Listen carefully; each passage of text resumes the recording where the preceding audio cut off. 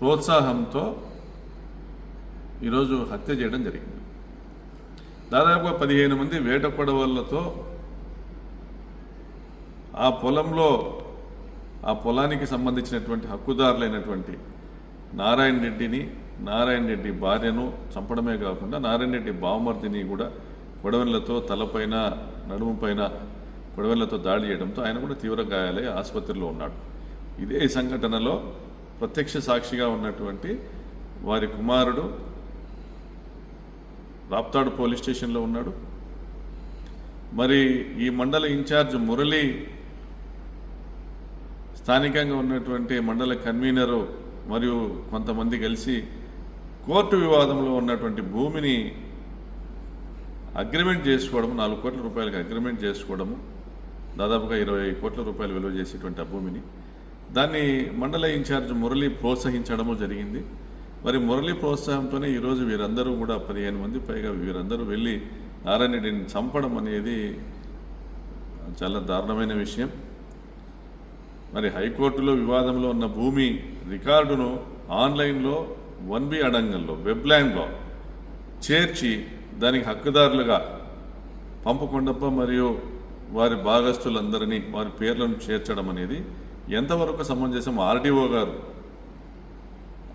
గారు ఎంఆర్ఓ గారు మీరు చేసినటువంటి ఈ దుర్మార్గపు చర్య వల్ల ఈరోజు నిండు ప్రాణాలు బలైనాయి.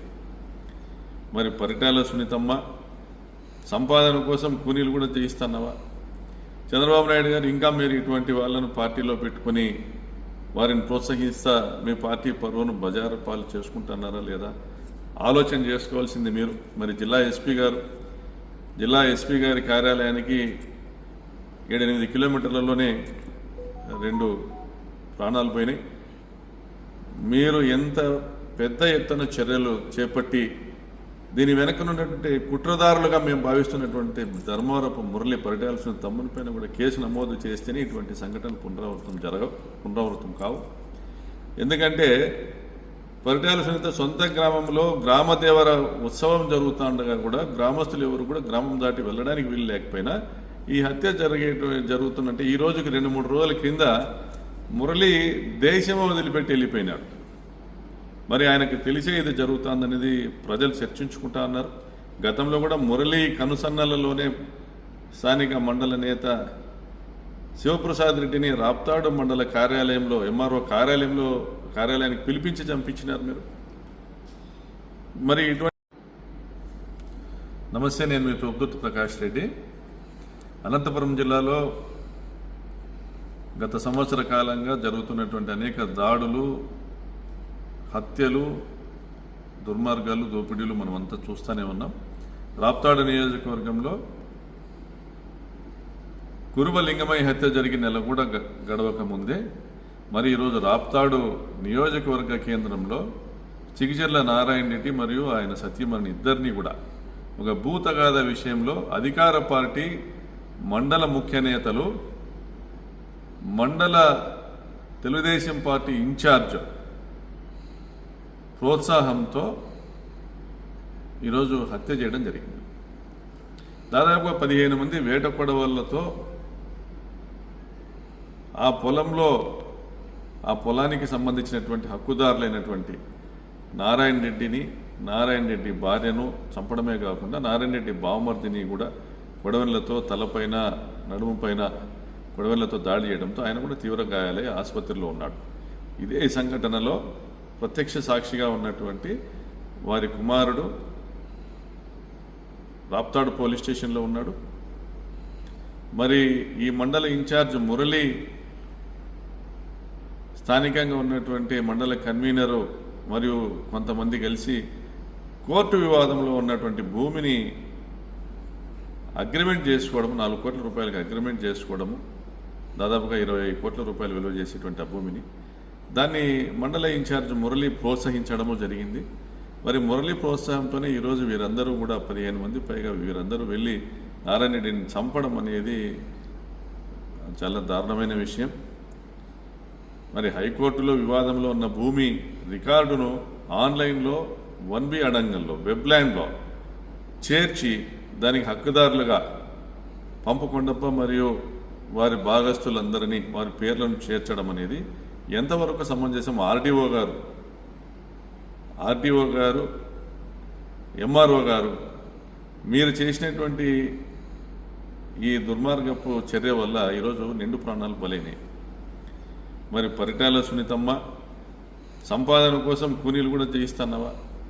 చంద్రబాబు నాయుడు గారు ఇంకా మీరు ఇటువంటి వాళ్ళను పార్టీలో పెట్టుకుని వారిని ప్రోత్సహిస్తా మీ పార్టీ పరువును బజారు పాలు చేసుకుంటున్నారా లేదా ఆలోచన చేసుకోవాల్సింది మీరు. మరి జిల్లా ఎస్పీ గారి కార్యాలయానికి 7-8 కిలోమీటర్లలోనే 2 ప్రాణాలు పోయినాయి. మీరు ఎంత పెద్ద ఎత్తున చర్యలు చేపట్టి దీని వెనకనున్నటువంటి కుట్రదారులుగా మేము భావిస్తున్నటువంటి ధర్మవరపు మురళి పరిటాల్సిన తమ్ముని పైన కూడా కేసు నమోదు చేస్తేనే ఇటువంటి సంఘటనలు పునరావృతం కావు. ఎందుకంటే పరిటాల సునీత సొంత గ్రామంలో గ్రామదేవర ఉత్సవం జరుగుతుండగా కూడా గ్రామస్తులు ఎవరు కూడా గ్రామం దాటి వెళ్ళడానికి వీలు లేకపోయినా ఈ హత్య జరుగుతున్నట్టే. ఈ రోజుకి 2-3 రోజుల క్రింద మురళి దేశం వదిలిపెట్టి వెళ్ళిపోయినాడు. మరి ఆయనకు తెలిసే ఇది జరుగుతుందనేది ప్రజలు చర్చించుకుంటా అన్నారు.